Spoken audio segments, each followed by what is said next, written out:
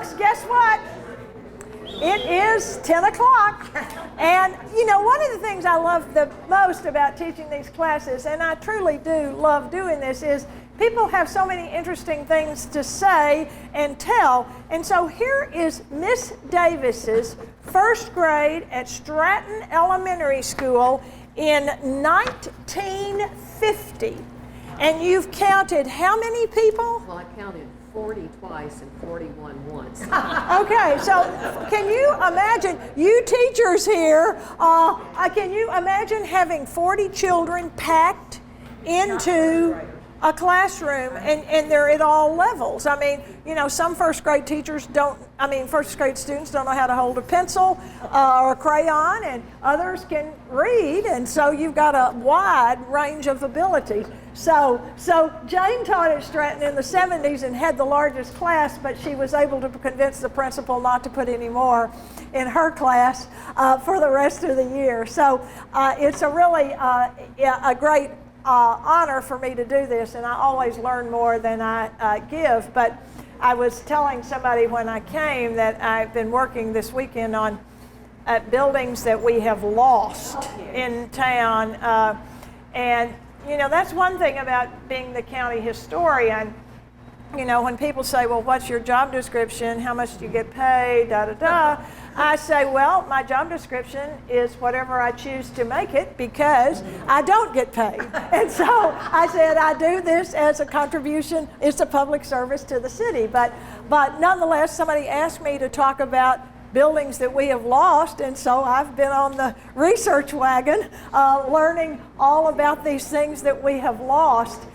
You know, and the things that we have saved too have been quite miraculous. But some of these, the one that some of you who have been here since the 60s will remember very well, when an old governor's mansion on West End Avenue across from Vanderbilt was to be torn down for a Popeyes fried chicken franchise. And there was a lot of news about it, but the person who got the most attention for this was one of everybody in Nashville and Middle Tennessee's favorite reporters, was Hewell Hauser, because he was very folksy and he got to go out and do these kind of feature stories. And so he did several stories on Channel 4 News about this house. And in his reporting, as this kind of got escalated and escalated, he took a very pronounced opinion that this was a travesty, that this former governor's mansion was going to be torn down for a fried chicken place. And so he got laid off unpaid from work for 30 days for the position. And so you can just figure who was developing that property to rent it to Popeyes, called Who at WSM, and got Hewell muzzled for the time being. But you know, there was another big hoop-de-doo about the train station shed in 2001. And the funny thing about that being dismembered and taken down as an eyesore was the fact that now, with the possibility of us getting passenger train service with Amtrak back in Nashville, we're going to need another train. We're going to need another train shed. So it's interesting what kind of comes around and goes around. But I doubt that any of you live anywhere where you don't see houses on acre lots being taken down and multiple houses being put on those lots, or much bigger houses being put on those lots. And that really ties into what we're going to talk about today, which is the creation of metropolitan government. Because this is something that many, many people in Nashville, especially those who moved here after it was created, have no idea about what Metro is, what it isn't, and how it came about. And Nashville, as you know, I grew up in Texas, and I speak in superlatives because all those Texans do. So everything in Texas, in my Texas history courses, which I had 12 times in the 12 years I was in public school in Texas, every class we had Texas, every year we had Texas history, and it was about how lucky we children were to be born in such a great state, the biggest, the best, the smartest, the everything. So anyway, it's really quite interesting to think that we were the first city and county in the whole country to completely consolidate all of the governmental functions of the city and the county. And it's a remarkable story, and frankly, I don't think this could happen now. The part of our community that supported it but knew they were going to sacrifice the very most with consolidation of the city and the county was in fact the African American population here in Davidson County. But you had a strong core of leadership with the African American business community here, as well as the professors in the colleges. And this is something, as I was reviewing this last night, it struck me that in the 50s, post-World War II, the Nashville colleges had a very close relationship with the making of governmental policies. And so you have all of these folks from these colleges really pushing for some kinds of changes in government. They were the visionaries. And I don't necessarily see the colleges and the city working quite together quite as closely as they did in the 50s when all of this came about. So it is truly a remarkable story. And let's see if my clicker's going to work today. Well, maybe not. It's plugged up. It's plugged in here. So let's see. Well, I can do it the old-fashioned way by hand. Well, I can also do this in the dark, but without the slides. But have we locked it? That's what's wrong. We locked it, and so that's what's wrong. Yeah, is it unlocked now? See, it's not on the screen. That's what I think our issue is here. Do y'all like the microphone? Yes. Good. It's right there by you. And we can turn it up. There we go. Now we got it. That's the.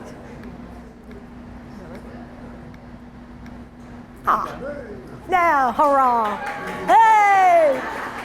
It takes a village, let me tell you.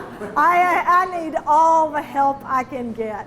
I truly love doing this, but it's fun for me, and there's always some little technical something. We've got the TV people back there, and we've got all sorts of things. And didn't you say you put these up on the web, Caroline, so they can see them? And I may put some documents, now that we've done that, I may put some of the documents I'm going to talk about today up here. But here you see, you know it's a talk by Carol Busey when she starts with a map. And when it starts with the map, you know that I'm going to be involved. And of course, the pointer does not seem to be choosing to work, but I will forget about the pointer for the moment. You can figure out where Davidson County is right here, just below Robertson County and Sumner County, and there is Davidson County. This is Middle Tennessee, and this is a much better map where you can see where we are actually located here. And we had the city of Nashville, and we had the incorporated area of Belmead in 1938. And so here we've got a city downtown. Just imagine more or less in that more or less inner loop of the city down there by NES. That was completed in 1971, that inner loop there, to get kind of over the gulch. But Vanderbilt was out at the edge of the city intentionally because it was not in the air polluted area of downtown. And that was a huge issue going back as far as 1915. People were complaining about two things: the quality of the air, because it was often sooty because of the mills that were over there, 2nd Avenue, Howard School, the Fulton Complex, the Roller Mill Hills. They were grinding wheat. There was a lot of flour production here, as I've mentioned before, and there was pollution in the other direction from other industries, and lots of things were heated with coal. And so they were concerned about that and the quality of the water. The quality of the drinking water was always suspect. And you know, you never hear of children anymore having rickets. But I mean, those of you who taught in the 50s and 60s may remember that some children did not get enough milk to drink because until everybody had a refrigerator that was electrical, there was no way to keep milk in the summertime, and you had to have some way to keep it refrigerated or it would sour. And there were groups of nurses who went around delivering milk on a daily basis to help families whose children did not get enough calcium. So the water and the air pollution were big issues going back as early as 1915, and probably even earlier than that. So here you see the city of Nashville there, and you see it's hugging the Cumberland River on either side. Edgefield was an incorporated town before the Civil War, but it had become part of Nashville as East Nashville by this time. You see that General Hospital was built for the city of Nashville. The World's Fair really promoted the city, but you see the population in 1890 of the county outpassing the city of Nashville. So here you start seeing things taking place. The population of the city is growing. The population of the county is growing too. And so what services are these people going to begin to demand? And so one of the things, national surveys came along. This is really the 1929, which is really after the progressive era ended, but it was really a progressive idea that you needed to have a planting agency of government. And so you need city planning, and you also need county planning.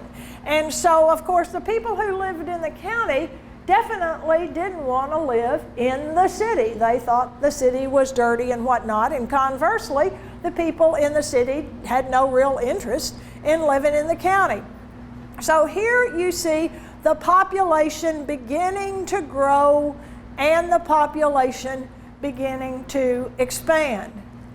And in 1931, we finally get a planning commission here in Nashville, and their job is to manage development.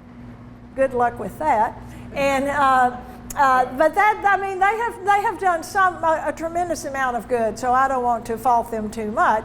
But things start growing so much that the people living in Belmead already see, with that Murphy Road development taking place, and then those streets where the Free Will Baptist Bible College used to be, Richland and Central, those houses have been built. It's a very lovely suburb. And so Belmead, just a little bit further out, they don't want apartment buildings in Belmead, and they want to manage their growth, and so they will get the state to incorporate Belmead. But you see, on the eve of the U.S. entry into World War II, the population has reached over a 250,000 people. So the city is growing very, very rapidly. So here is a map of the 1950 census and where the population is the most dense.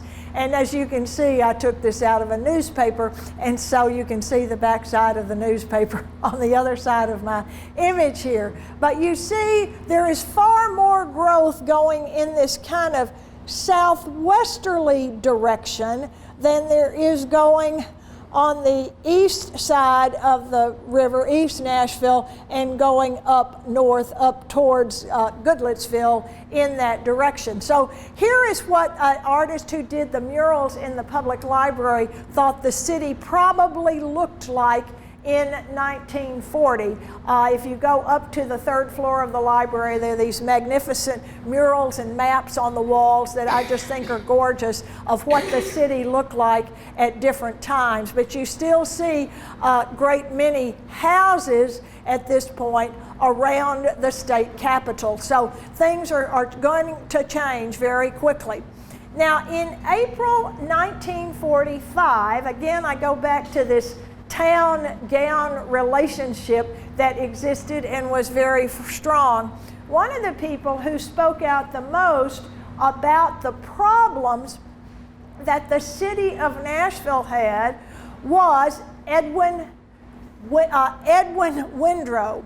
He was the director, the executive director of the Peabody Demonstration School, as university school was called at that time, and in his career he worked for Peabody in some capacity for 50 years.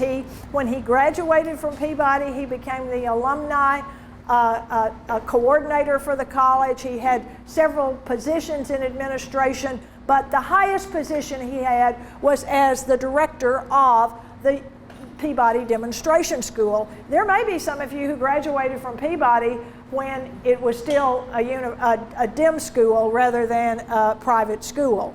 But nonetheless, he was there, and he was very interested in history. He also was very interested in public health, and he was on several different planning agencies to do something to improve public health. So with the war not quite over, you see the Germans haven't surrendered yet, but it's coming. And everybody is assuming the Germans are going to surrender any day now. And so he goes and he starts giving these talks about Nashville here, there, and yon. And so he gave this talk at the old Watkins Institute, which was downtown, and he talked about what Nashville needed. And on his list of things was we need better health and better water and better air and better planning. We are not doing enough planning here in our city for what needs to be developed here.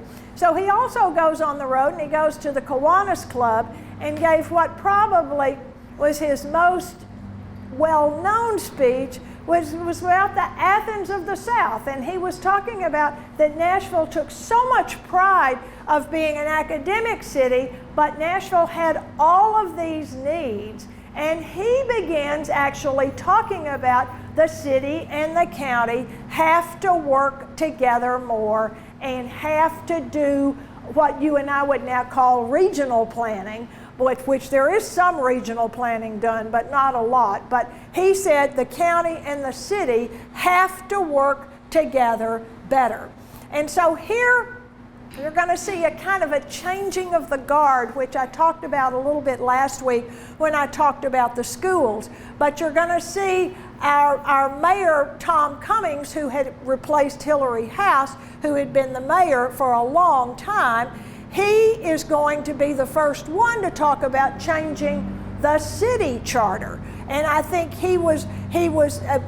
that Dr. Windrow was kind of following on what he said. Nashville needs a more updated government here when he gave this talk at the Kiwanis Club. And so as a result of a lot of his activity and a few other people, they finally form this organization called the Citizens Protective Committee. And you know, you and I would think if it was a protective committee, it had something to do with public safety, but actually it was about coordinating all the services that the city and the county needed to be providing places. So you see things growing, and then as things start growing, and any little conversation about could they possibly merge the city and the county, well, it got Berry Hill really stirred up over there around Hundred Oaks, and Berry Hill then incorporated and became its own little city. So there are very few residents living in Berry Hill today, but that may change with the high density housing that is being built around. And so Berry Hill then joins the fray and becomes incorporated. Now in 1951, Nashville, the city of, elects two very well-known African-American leaders, Z. Alexander Luby and Robert Lillard, to the city council. Dr. Luby is a lawyer. He is from the Caribbean. If you've heard any of his recorded speeches, he has the most beautiful British accent. He was the only lawyer in the whole bar association, the Black Bar Association and the separate White Bar Association in 1950 that had a PhD in law. He had gone to Columbia University and received a PhD in law. Now, you kind of see there are kind of two different African American pockets here and two different groups of leaders. Z. Alexander Luby, what represented those elite, college-educated, the professors at Fisk, TSU, the African American business community that had a lot of businesses not only on Jefferson Street, but also on Fifth Avenue downtown. And they lost all of those businesses on Fifth Avenue to urban renewal when the municipal auditorium was built as part of urban renewal. And so Robert Lillard was one of these folks who was not highly educated. He started out working for the fire department. He ultimately got himself a law degree and ultimately was appointed a judge. But he more or less, he was in that group of African Americans like Mansfield Douglas, for example, who lived in South Nashville. And so here you see we're now diversifying our city council for the first time since Reconstruction. And so Tom Cummings, he's trying to be a progressive mayor. When he gets this idea of the neighborly chat, he got that, you know where that came from, Franklin Roosevelt, fireside chat. So he's trying to pay attention to the needs of the city, but you're going to see he is going to lose office to Ben West, and our county judge, Lytton Hickman, is going to lose to Beverly Briley.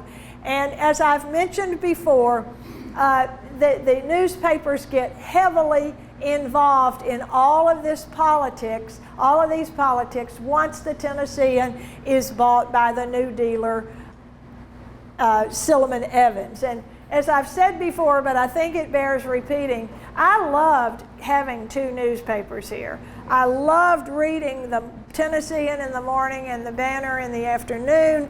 And it really, by the time I was here and we were getting two papers thrown at our house, one in the morning and one in the afternoon, it was really interesting, the intensity of the editorials. And it really was not necessarily philosophical, because whatever Silliman Evans supported, the Banner, the Stallmans at the Banner opposed, and vice versa. If the Banner was for it, then the Tennessean was against it. And sometimes you see them philosophically taking the side that you would think they would not be taking. But nonetheless, he becomes good friends with Silliman Evans, and there is a group of people who are supporting change in every sort of the way. And Ben West had been supported when he ran for mayor against Tom Cummings. He had been supported by the Banner, and the Banner defended him throughout all of the fights over the creation of Metropolitan Government and what he did.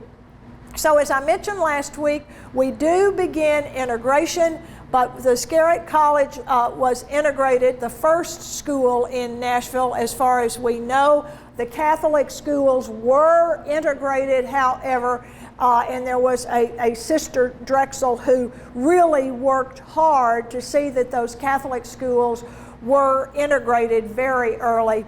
But here you've got the public schools are still for whites only, and they're segregated into two groups. One school board, but two groups. And so Oak Hill is incorporated in 1950 as all of this talk, this changing of the guards taking place, all of this talk, Oak Hill's folks to say, you know, we've got some pretty big houses over here that we want to protect too.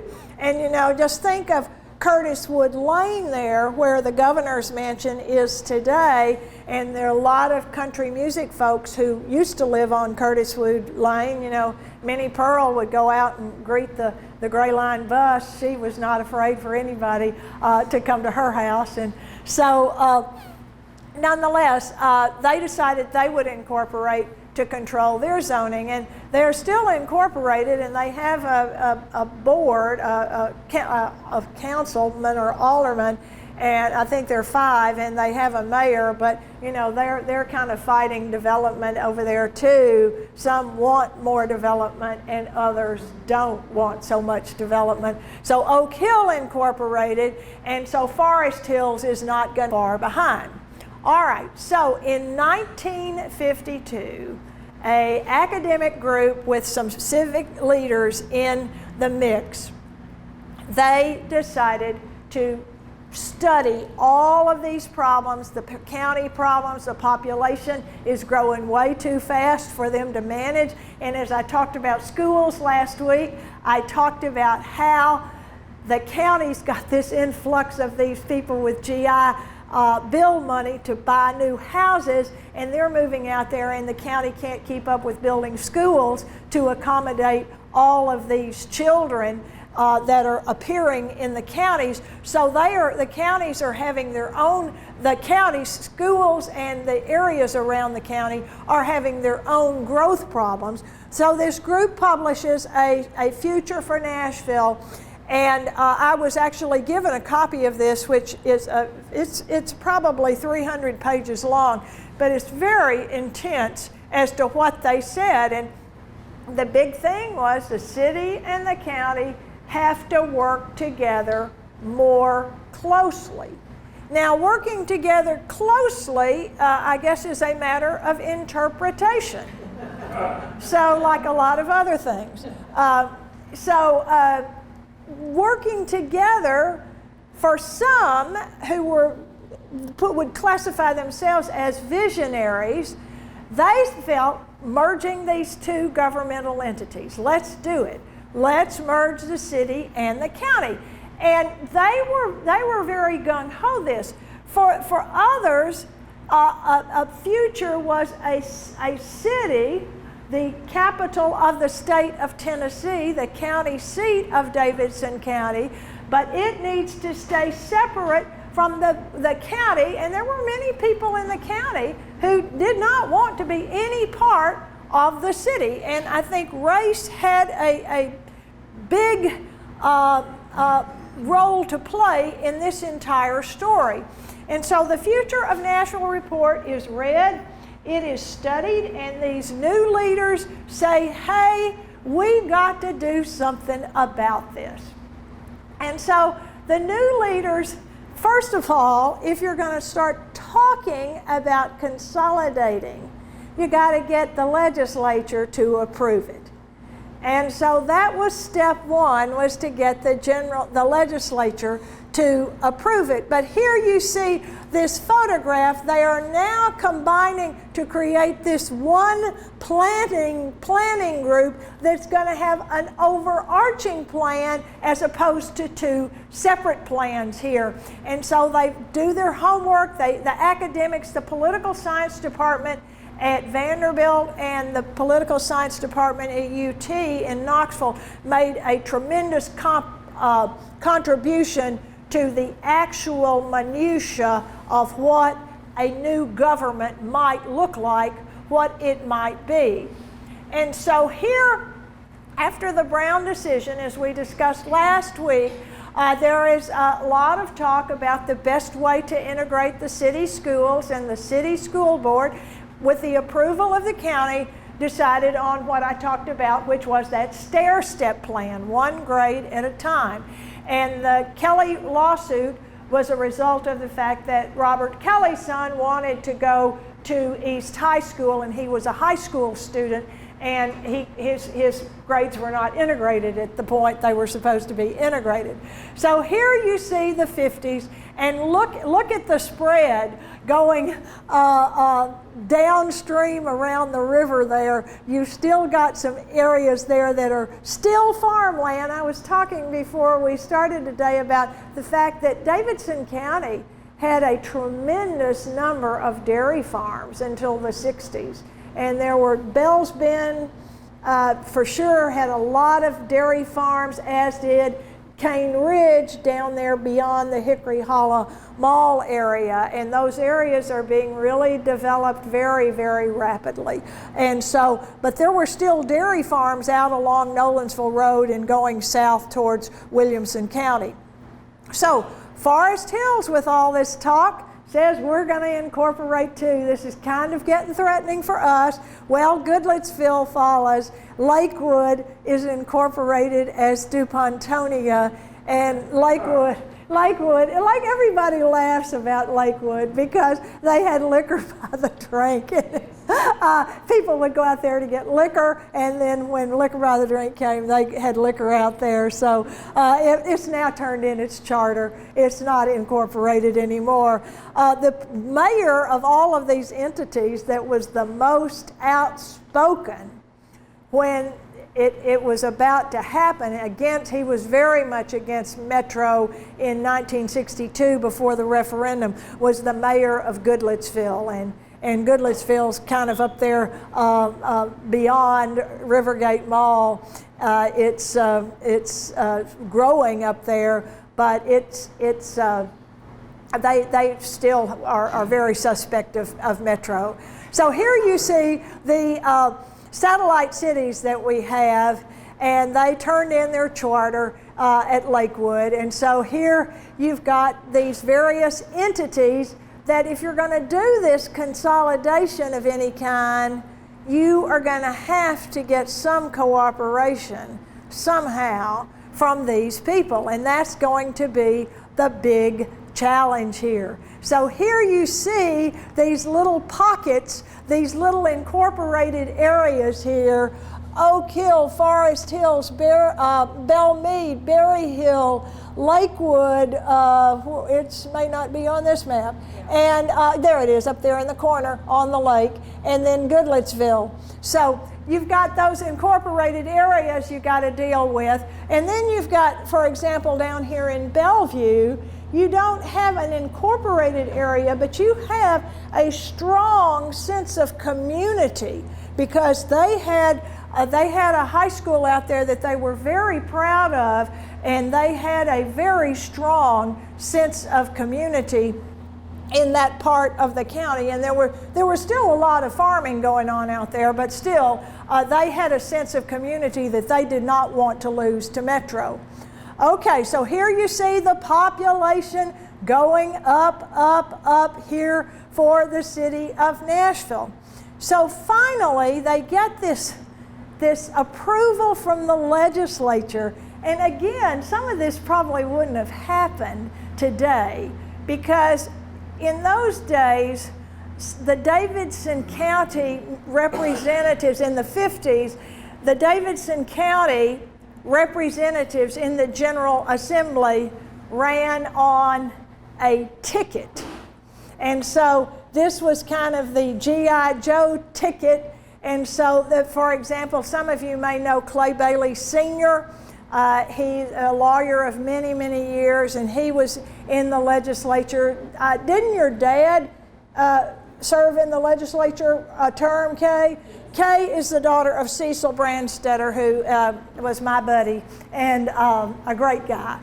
But these people, you have to get the legislature to cooperate. And so the G.I. Joe ticket, they did support Briley, and so they supported the discussion of allowing the people to make a decision in a county if they wanted to do this. And so that was a very important step along the way. So this is what it's like when we do get Metro in 1963. Now this is where all the action is today, because all of this yellow area on the map, which was in the county but not in the city, was the General Services District, and all of the rest was the Urban Services District. And so this is why people are buying all of these housing developments, these post-World War II suburbs, and just tearing down houses that are, what everybody dreamed of in 1952, a 3-bedroom, 2-bathroom house with a garage and an acre lot. But they had to have an acre lot in the county because they didn't have Metro water. They didn't have city water.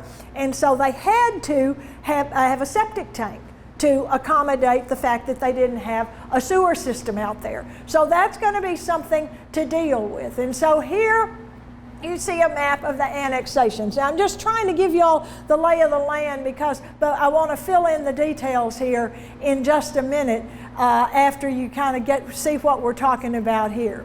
So here is the Future of Nashville saying, y'all got to work together and you need to consolidate your services. Well, over at the health department is Dr. Lentz. He is the smallest person in that picture. I think they're on a hill, don't you? I think he might have been taller. I never met him, but he apparently was quite a powerhouse. And he was the city health director, the county health director, and he said, I can do the job of both. And so he convinced them to consolidate the city and county health departments because we had so many people getting things from drinking bad water. I mean, and this has been going on since the history of Nashville. We had several cholera epidemics, and this Dr. Bowling, some of you have heard of Bowling Avenue, is named for this guy, this doctor. And even though people in England were saying cholera is spread by germs in the water, that it's impure water, Dr. Bowling said they're wrong. It's your diet. And he had this Bowling anti-cholera diet that he promoted, and it was fruit and some crazy meats and stuff. And he went to his grave promoting the Bowling diet and nothing to do with sanitation. If you have read the book Destiny of the Republic, it's about the death of James Garfield. Really, the book is fascinating because it is really about public health in the United States. And the British had Dr. Lister, and we're going to have sanitary hands when you do surgery. And he got hit in the abdomen. The President Garfield was shot in the abdomen by an anarchist at the train station in Washington, D.C. about 6 months into his presidency. And he was a brilliant man by all accounts. But the doctors pretty much starved him to death. And this is described in great detail. It also tells you a lot about Alexander Graham Bell, and he was trying to invent something that could find the bullet. And the doctors, with their nasty hands, they had smoked their cigars and then try to find, it's a pretty gory story, but it's very well written. This book is really interesting, Destiny of the Republic. And Mike has read it. Haven't you, Mike? Haven't you read the book? Yeah, it's good. I liked it. It was very interesting. So we're lucky to have good public health here in Nashville, Davidson County. So I've talked about these folks, and here is Beverly Briley. Well, now we've got another kind of keynote speaker here. He goes to the Downtown Rotary Club, and he's now well educated on the possibility of combining the city and his county. He is the county judge, and he has this large group of magistrates who represent districts all around the county. So he is the executive branch of our county government, and he goes to the Rotary Club and he says, yes, we need to do this. We need to support this. So the school board is still kind of dickering with their maps after the Kelly case came along. They're still trying to decide what they're going to do. And you've got this White Citizens Council, which is segregation, segregation, segregation, no integration of anything at any particular time. And so you've got all of these little forces going in the action too, and you see that the waving of Confederate flags that you see today is not new. It was here in Nashville very prominently with school desegregation and ultimately with the creation of Metro. But the schools did manage to get themselves integrated, and so after the legislature approves this, the decision is that the mayor of Nashville, Ben West, will appoint five representatives to represent the city in a commission that will be called the Charter Commission. And the job of this Charter Commission is to create a consolidated government. It is not the city taking over the county. It is not the county taking over the city. It is merged government in its purest sense. And so the mayor will appoint 5 members to the commission, and County Judge Beverly Briley will appoint 5 members of the commission. Now here you see the names of the people who were on this commission, and I'm sure that some of you know some of these folks here. You see who appointed who here, and it was a very interesting group of people. One of the people who I had the privilege of interviewing was Victor Johnson, who had come from Aladdin down here after the war. He had inherited the Aladdin Company, which made school lunch boxes and thermoses, and he was coming down here to kind of get it running again after the war, and he liked it so much he stayed, and he became a very close friend of Beverly Briley. And he was the president of the Chamber of Commerce. You see the Chamber of Commerce having a pretty big role in all of this as well. And so you have Cecil Branstetter, who was one of the G.I. Joe folks, but he had been appointed by Ben West. You see Robert Chenault, who was appointed by West. Carmack Cochran was a Briley appointee. He was the chair of the first commission, which is this one right here, 57, and then the second commission of 1962. And I knew Carmack Cochran fairly well because he hired my husband when my husband got out of law school, and he had kind of a single practice at the time. But I knew him fairly well, and so as I learned more about the creation of Metro before he died in 1978, I really, when he died, I wanted to find all his Metro files, because as you see, we have 2 African Americans, and the woman here, guess what her job was? Secretary. So she wore gloves and a hat, and she took off her gloves when she took notes. But I did have the privilege of interviewing her as well. But you have the business community involved here with this, and Carmack Cochran left no files. Rebecca Thomas had no files. We have never found minutes of either of the charter commissions. And so everything I know about anybody knows about the charter pretty much is from the newspapers, which did a very good job of covering it. Both newspapers covered the things intensively. But you see, so Carmack Cochran, he had been very active in politics, and he was there. Harlan Dodson, who was the father of the present-day Harlan Dodson, who is a lawyer. Edward Hicks was one of the charter members. Z. Alexander Libby, I've mentioned. Tom McGrath was a member here. He went to the General Assembly, so he did not go to the Second Charter Commission. And George Metters was appointed to the commission by Briley and Rebecca Thomas. And so you have Joe Torrance, who will be appointed to fill one of the vacancies, and Charlie Warfield will fill the other one when we go for the second charter. But the first charter, they were pretty much in agreement as to what to do. And you have this great input because they have these really terrific planners, professional planners, not so much by their education and number of degrees, but because they had worked for the city for a while and the county for a while. And you know, one of the most interesting people I interviewed when I did these 32 interviews back when, 93 maybe, was that you know, it was such a group that was focused on doing this the correct way. They really wanted this to happen, and you have all this academic input.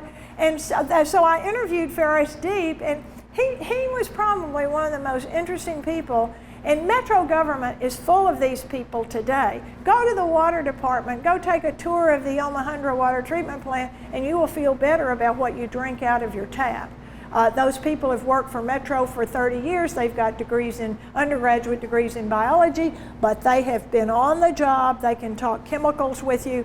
They can talk everything about water. And Metro is very fortunate to have that core of workers, because that generation is kind of dying out, and younger people just aren't necessarily staying in jobs like they did when you who were teachers were teaching, and you kept teaching and loved it, and the parents loved you, and you felt like you were experienced, and you were. And that's the parents did not want teachers who first year out of college, because they may not last till Thanksgiving. So anyway, I digress here. So you get the newspapers involved, and they are both supporting it. The Evans family and the family over at the Banner, the Stallmans, are supporting it. Now, we should have known that that was a dangerous thing. The two papers supporting something, this may not be good. So there was no public activity of people who they recruited to go out and sell consolidation. And so they're very complacent about this, because they did not see any red flags in doing this. But you know, I think if any of them had lived in Goodlettsville, they might have heard some red flags in '57. But I doubt that they lived up there. But so all of this is to say, they write the charter, it's promoted, you see some maps where the council districts will be and whatnot, but there is not any real effort to oppose it or support it. And so a little bit before, this is what George Cate told me, who was involved in selling the second charter to the city.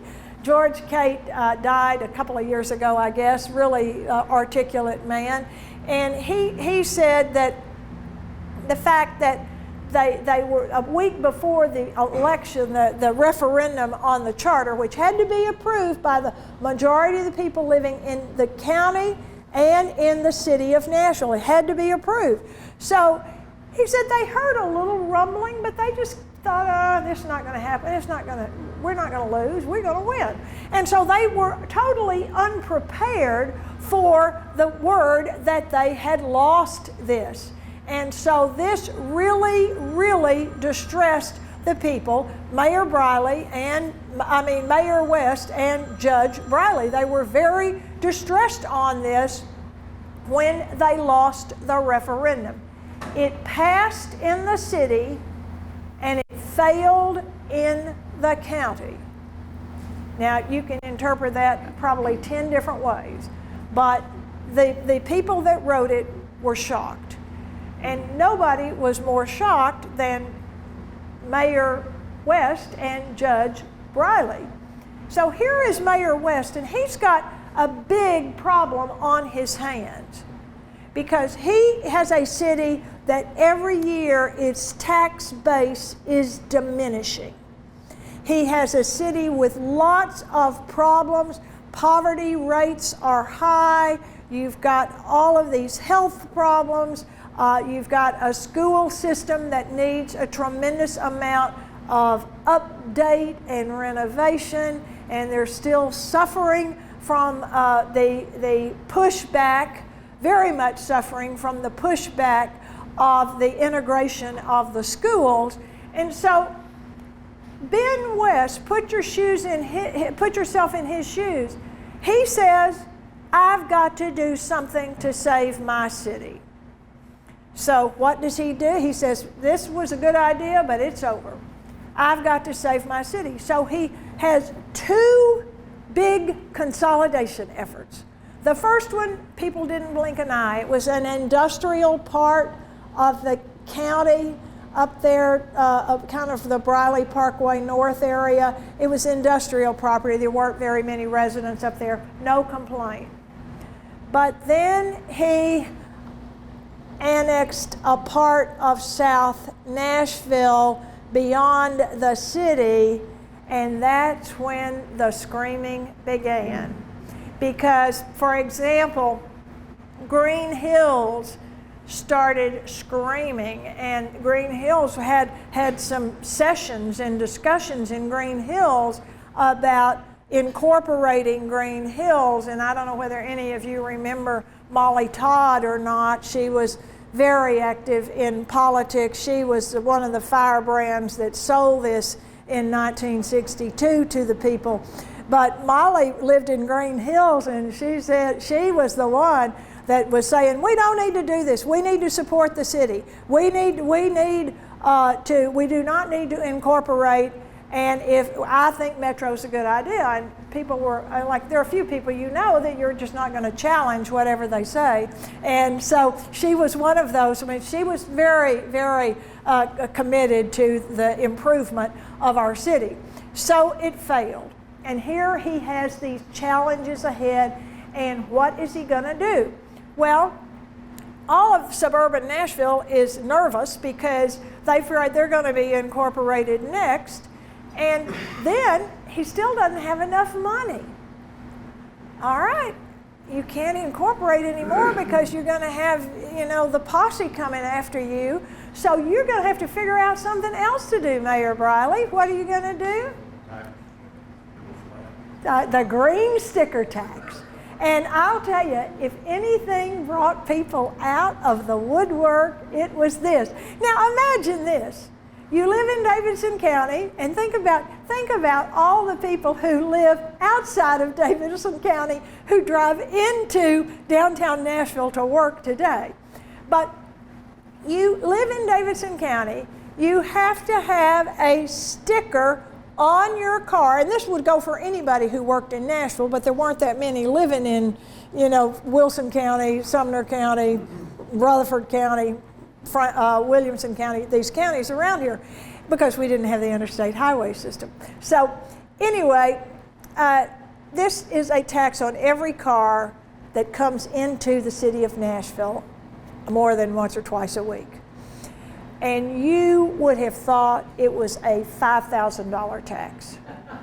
It was a sticker, a wheel tax was what it was, a sticker for you to come into Nashville, because Ben West was trying to do the right thing. He was trying to save his city, and in his mind, consolidation, the book is closed. It's over with. We can't do it. So he comes up with this wheel tax, And boy, did people start getting angry with him.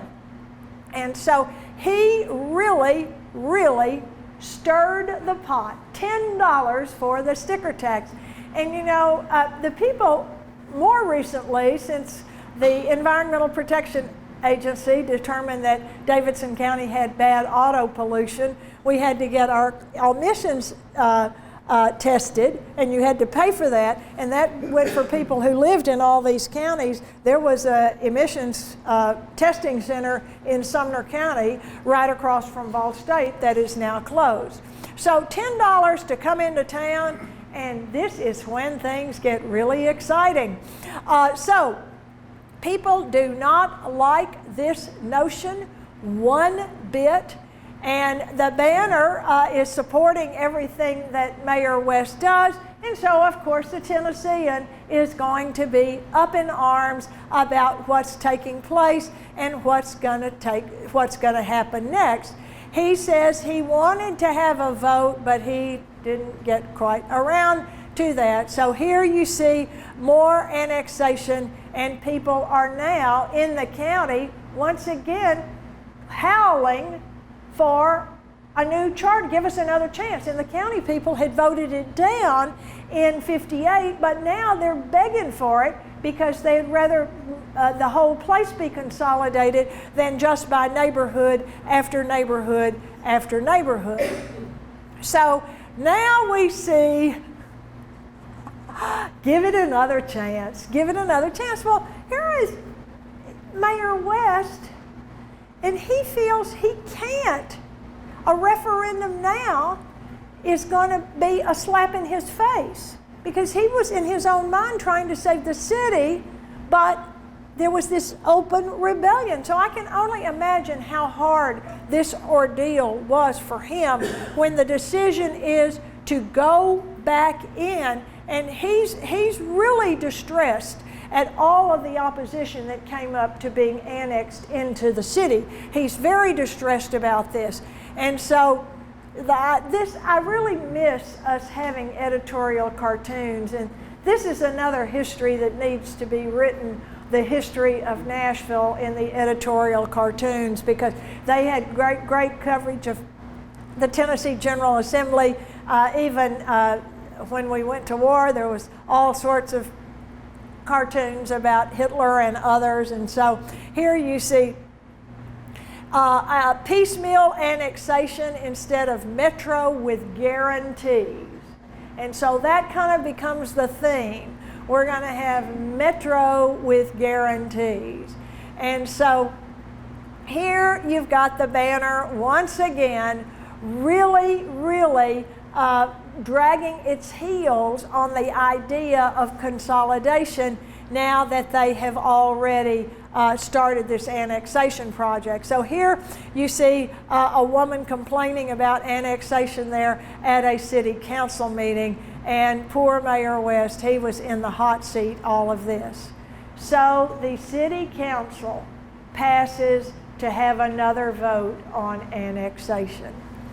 All right, we're going to have to appoint a new charter commission. And Mayor West vetoed the bill, and the council overrode the mayor's veto. I mean, this is just so sad to me as to how he really did think he was kind of doing the right thing. And the Planning Commission helped me with these maps, and they really, we have great people over there, and they've embraced the technology, and they can take this off of the satellite now, which is just, I sit there watching the guy, and I'm just in awe of what he can do. So Mayor West had been very progressive. He had gone down there and met Diane Nash, as we discussed last week. And I don't know how many of you had a chance to watch any of those videos, but the first one was about Clinton School. The second one was about the bombing of Hattie Cotton School in Nashville, the first day of first grade in 1957. And then the third one was about the sit-ins, which had been done by PBS. And if you don't have them, we'll put those. Can we put the links to those videos up on the website? So we'll put the links to the videos, and they're really interesting. The one on the first public school integration, which was in Clinton above Oak Ridge, was done by a high school girl for her National History Day project, and I think it's very professionally done. John Edgerton wrote the one, as I mentioned last week, about the bombing of Hattie Cotton School, A Child Shall Lead Them, and PBS did the one about the sit-ins called Ain't Scared of Your Jails. So here we have Mayor Briley. He is definitely supporting this. He is definitely in favor of it. And we have a new charter commission. Now, every person of the 32 people that I interviewed that was still alive in 1993 that had anything to do with the writing of this charter, every one of them said one thing, consistently said one thing about the charter, and that was the second charter was far more sophisticated politically than the first charter had been. And so the members of this committee here, Kay, do you see your dad? Top left. Top left? Oh, Looking down. yeah. A younger version of the man I knew, but just as feisty, I'm sure. So anyway, that's Cecil Brandstetter up there. And they looked at what they had done wrong. And they said, you know, number one, we were complacent and didn't promote it well enough, didn't have an education committee to tout the benefits. We need to do that. Then number two, we thought we were being efficient, but we realized that one thing that played against us was the size of our city, our metro council was too small. And people were concerned that they were not going to have access to government. The size of the council, I think, was about 20 maybe. It was a very small council, and so thus they decided they needed a bigger, much bigger metro council with some people who would sort of be over everybody, the council at large. So the council was created with 35 seats, 35 districts, and 5 at-large districts. And so they felt that the at-large people would not be pulled into a debate about Popeye's fried chicken going up on West End Avenue, for example, that they could make take a position that of the good of the whole rather than the neighbors in one area who are complaining about something. And so it hasn't exactly worked that way. Now, fast forward, I got a little personal history involved in some of this. Cecil Brandstetter, Kay's dad, and I were both on the Metro Council Charter Revision Commission. We didn't really do a lot of revising, but we were there when people suggested to their councilman, hey, we think it needs to be amended to do this. And so we were there doing that, and you know, over and over, Cecil would say at these meetings, you know, when we wrote it, we figured that we'd let this go 10 years with this big 40-member council, and then we'd have a massive revision of the whole thing and reduce the size of the council. But he said, you know, that never happened because that was not something people were really complaining about. It's only been in the past 10 or 12 years that you've seen a few politicians saying we need to reduce the size of the council. And, you know, I will take a position here on this, which I try to stay out of, but, you know, I got to say, one thing this council provides you is access to government. You know, your council person responds when you call, and it's really, in some ways, the hardest job in government because your phone rings all the time. If you're in the General Assembly, if you're a state legislature, you're not pestered so much when they're not in session, but since the council meets twice a month, you know, you're pestered quite a lot, and it's right there at home, but it provides you access. And so we reduce the size of the council. You're going to have to almost professionalize the job. And they do have an expense account that gets raised occasionally, but it is a public service for what these folks do. So they are going to make a more politically astute document second time around. And that means that all of those people on the county court, the magistrates, and the current sitting city council have got to have a place somewhere in this new plan. And so they work on this and they create all these boards and commissions. And here's another thing that they thought. They wanted these boards and commissions, the purpose of the boards and commissions was community input into the decision making of government. You are appointed to the Historical Commission. You have an input in what that commission does. So it's citizenship at work. People who are public servants just like the council members are. And over the years, in the beginning, most of these agencies had very tiny staffs. But as the complexity of the jobs have increased, the staffs have had to increase. And so we do still have these boards and we do still have citizen input, but the boards, the agencies, the offices have been professionalized to a degree that they were not anticipated. Nobody really anticipated growth. What they were trying to do was create a government that people would support. And that was a major issue in all of these things. So here you see some of the charter members, and they are members of the Charter Commission, and they're discussing how this is going to work. And I'm sure that's just out in the hall, somewhat out of the sunshine laws. There is Carmack Cochran. And so here the campaign begins. The Tennessean and the Banner are going to be at odds about this because the Banner thinks they've got to support Ben West, and so this time the Banner opposes it, their cartoons oppose it, and the Tennessean is all for consolidation. And so you're going to see all this debate beginning. And of course there's a big debate up there in Goodlettsville, and those of us who grew up in the 50s know that anything you didn't like, you just said, oh, it's those communists, it's Khrushchev. And, I mentioned Khrushchev to my adult children, and who is that? So they do know Vladimir Putin, however. They have got that name down, especially the one that lives in Sweden where the tanks are drilling on the streets. I digress here. Nonetheless,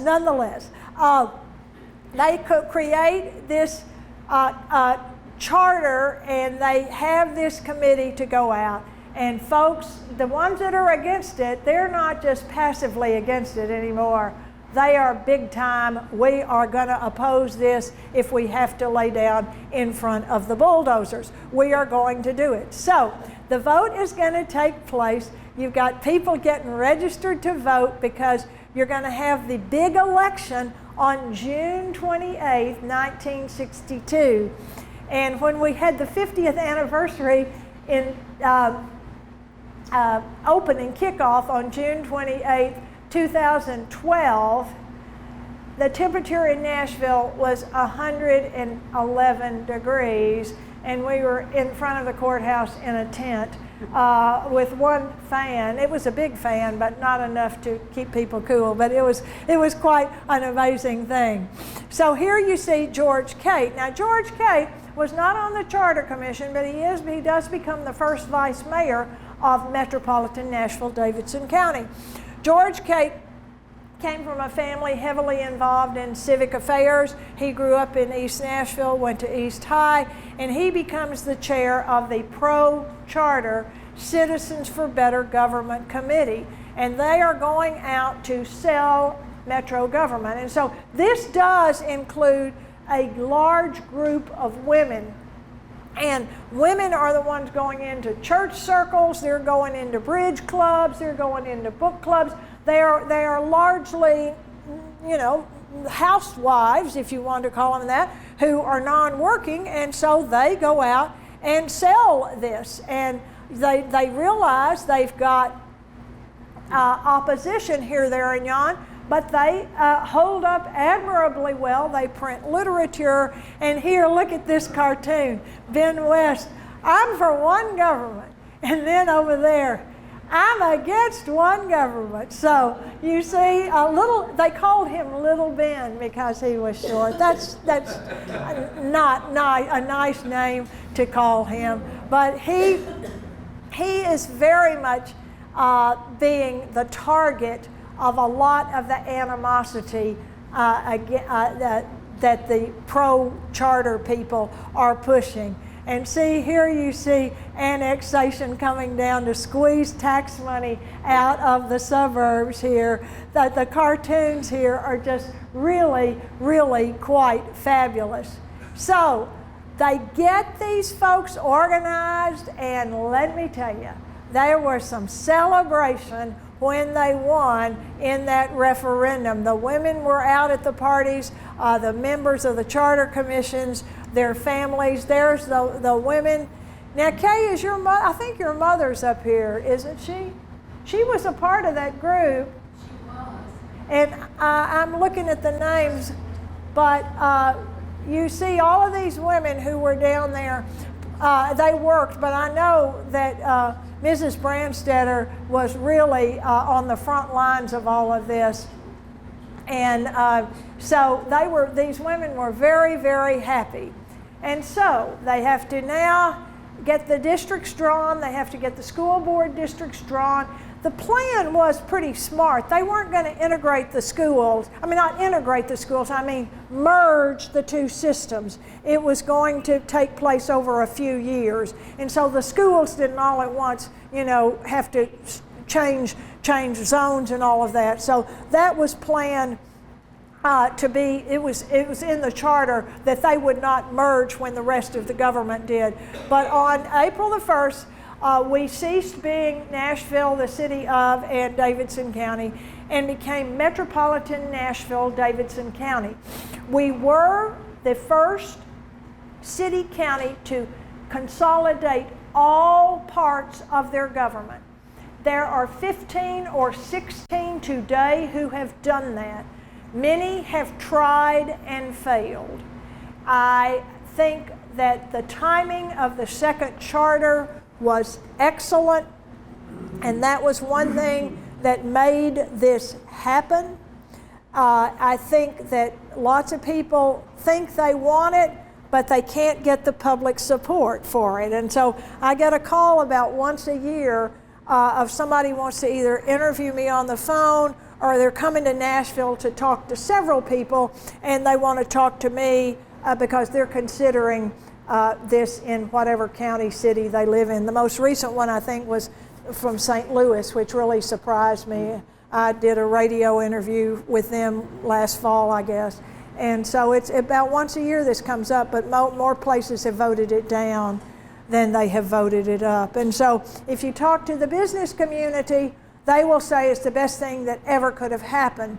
Now, as I said at the beginning, it was the African American community that undoubtedly made the biggest sacrifice, because that it diluted the votes that the African American community would have in the city of Nashville. And they made the sacrifice for this and supported this charter. And even though some of them have said, Mansfield Douglas told me when I interviewed him before he died, that he personally regretted his support of it, and he would not have supported it had it come along 10 years later. So it's just that little window of opportunity. And so I think the question now, which is what we're going to talk about next week, is where do we go? I'm going to try to get us up through the 2010 flood, and I'll peripherally talk about the bombing and some other things here, but I want to get us moving forward, because I think Nashville right now is really at a crossroads, and every person in Nashville has to ask themselves, what kind of place do I want to live in, and what should our city, county be like? It's been a great place for me to live. I love living here, so I have no complaints. I do have a few complaints, but but it's not about necessarily the operation of our government. So I realize we are out of time now. Let me tell you this. Caroline Eller over here, who keeps this show running, and I have to go downtown to the Ben West building. We have to be at the Metro Historical Commission meeting at 12. And Caroline this morning, before I ever got here, had already arranged the chairs. This room is used for yoga, exercise class. So we've got some dollies, and if you all don't mind, I mean, certainly if you have back trouble, don't even think about this, but we've got these dollies. Here's an empty one, and there's one back there by the camera. And if you could just help us get these chairs on these dollies, it will save Caroline and me and a little time so that we can get ourselves down to Sunny West. The last time we were down there, or maybe the last time I was down there, it was the day before people's license plates, or it's the day after license plates had expired, and we were practically parking on 2nd Avenue. We finally found parking, but it was tight. It won't be that tight for us today. Thank you all for your attention.